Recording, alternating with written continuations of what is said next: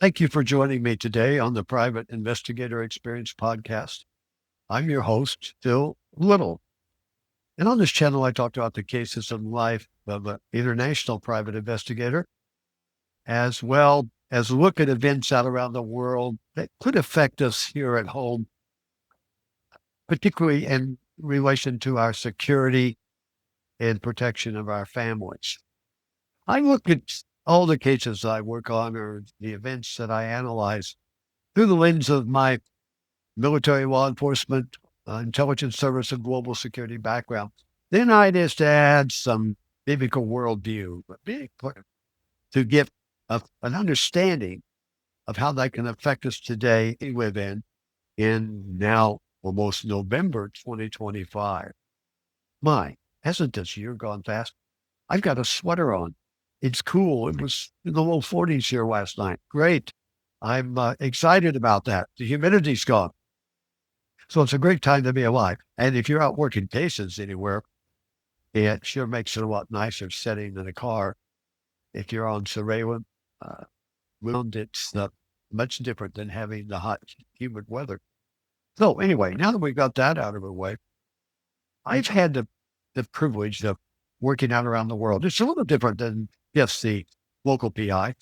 A lot of magazines and articles that were written about me and television shows I did. There's called Me the Protector to the Stars, because we had celebrity client studios that went all the way back to our founding in the 1920s. But my taking over the agency in 1977, I took approach to build our international operation along with the national operation that we had. So I set out, starting in Paris with a family friend who was at the French National Police, to build a human-driven organization on the ground that I would be able to get information out on a timely basis if I had interest in that particular country, or I had clients that were interested in that country. Paris was where I started. Now, another advantage I enjoyed in the type of work I'm in, that I had local in each country we went to all over the world. And I didn't go as a tourist because I had a local operative there who lived there. And I went with him and blended in, like in France in those days. I guess it's still somewhat today, but really the face of the ugly American in France was not pleasant to be American. They thought, and I saw some situations against traveling, how they treated others. And I would cringe when I would see this. No wonder we have a reputation. And if you were American and the French knew it, they would never talk to you in English even if they knew it. They would make you stumble around. So I had the benefit of going around that though. Even though I didn't speak French, I had people with me that lived there. So we went to the places that tourists would never go. Down little back alleys in little hole-in-the-wall family restaurants that were only French people in there in Paris. And that happened all over the world where I would go. I enjoyed that, seeing the real flavor of a country, and you get to know and understand the people.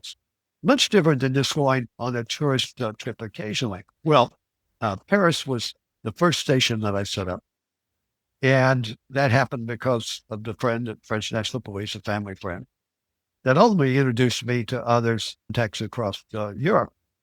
But Jean Albert was at that time at the French National Police, and he was working counterterrorism and international crime, and he had an interesting job at that time.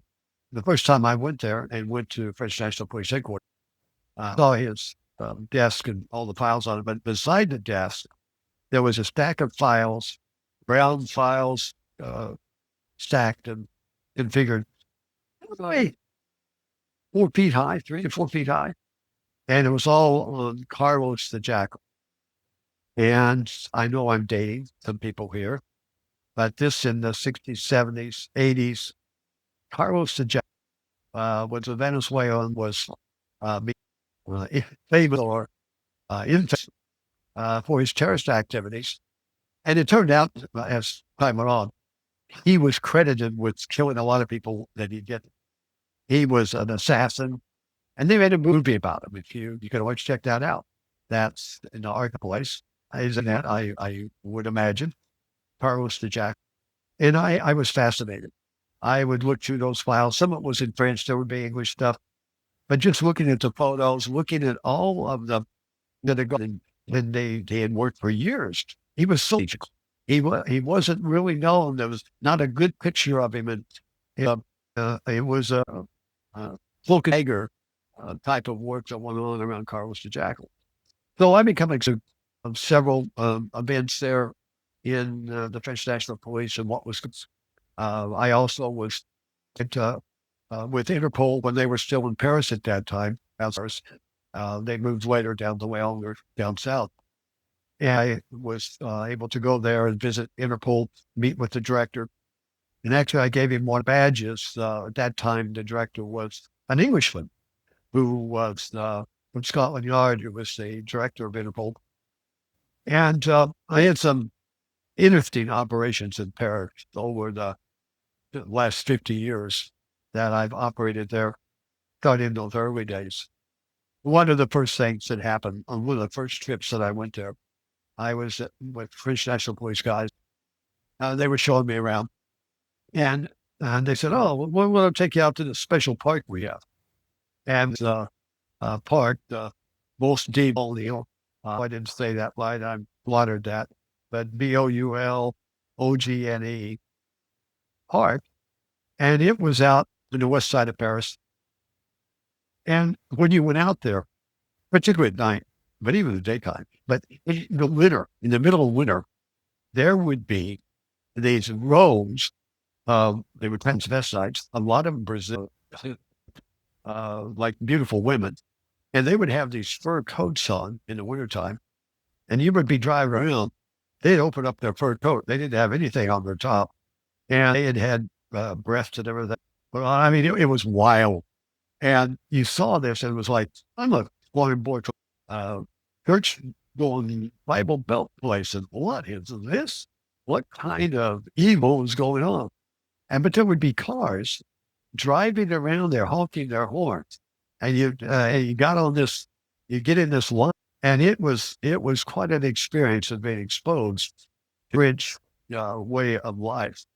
Obviously, they're also for one of the I was there, and my son was with my wife, and they were around a hotel pool and sitting out there, and a woman, this young girl or younger, just came out and just undressed and changed the bathing suit. But all comments are different from farm boards in Missouri. Understand what's going on, but as the events unfolded, one event that I'll never forget, and if I to go in, I could talk about a lot of them, but a lot of them I won't talk about. But this, and they took me out to a club, the French National Police guys, and it was dancing, and it was kind of open. It wasn't like a upscale and all that. So there was eating, but it was more of a club for entertainment and dancing, and there was all kinds of music and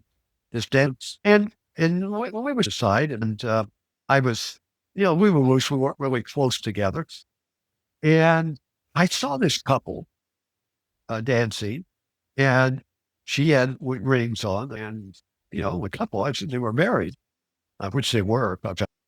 And I knew she was looking the crowd, watching the crowd, and this went on for some time. And I was kind of standing a little bit off to myself, and suddenly this woman came up and said, "Dance with me." And I was pulled up to the dance floor, and want to be inclined to a beautiful woman, and so we started dancing, and it was more of a slow dance, and she got in close, started whispering in my room, "Well, we want you to come with us in this accent, come and go with us to our home." And what? And I said, "You're married. What's?" "Oh, that's okay. My husband likes groups." And she went on and on and on, almost nibbling on my ear and inducing me that, the only thing to do, right? So I broke away from her and I thought, oh, this is not right. This is trouble. And went back to the police guys, French National Police guys are with me. And said, you know who that is, don't you? And I said, no. Well, they're Cuban agents. And who was here. It's kind of open sometimes. So I said, because I'm not sure you'd be coming back. But they were always looking to target Americans, their work, so to speak. That was a little more than a honey trap. I'm not sure what you would call that. But I had many experiences over my time in Paris on being out with the police guys and red light and siren runs and working very observing. I wasn't working them. And, I learned a lot on those early days working with intelligence there. And one of the experiences that I had, John Barrett told me that he was an FBI attaché from the embassy, American embassy, that wants to come and meet you. Oh, really? What have I done? I haven't done anything wrong. And so this guy came over, introduced himself, and said, we're trying to figure out who you are. So they're, the French are doing things for you, telling you things they're not telling us. And we're trying to figure out, what's really going on. So we had a good conversation and same world. And I just said, oh, some friends here. I'm just hanging out. And, not telling him that we were getting reports and writing down everything that we got. So those were the early days. And from Paris, then it spread out across Europe and into the Far East and Latin America. And I'll be talking about some of those things. There was a particular case that I'll deal with in videos of Pan Am Flight 103 and 1980, 80. Let me look here. I lost it 89, 88, 1988. That was a while ago. So my memory's a little hazy. In fact, my memory is not as good as it used to. I used to pride myself on being able to, if somebody asked me about a case we had 15 years ago, I know that was so, even though we had thousands of cases, but I can't do that anymore. But that one was sad because Pan Am Flight 103 could have been avoided, could have been prevented. And I'll share some things about that, why I believe that, what information I have. We talk about this like many of you maybe have had experiences. Maybe you've been in the military or intelligence service, some form, special forces or whatever. Let me know what some of the things that you've done. I'd love to hear about them and maybe talk about them sometime. So read those on any of the platforms. So you can email me at pi777@gmail.com. And remember, like, share, subscribe, and you know the drill. Hit the notification bell for future posts. We'll be talking again. May God bless you. God bless your family. May God bless America. Stay safe.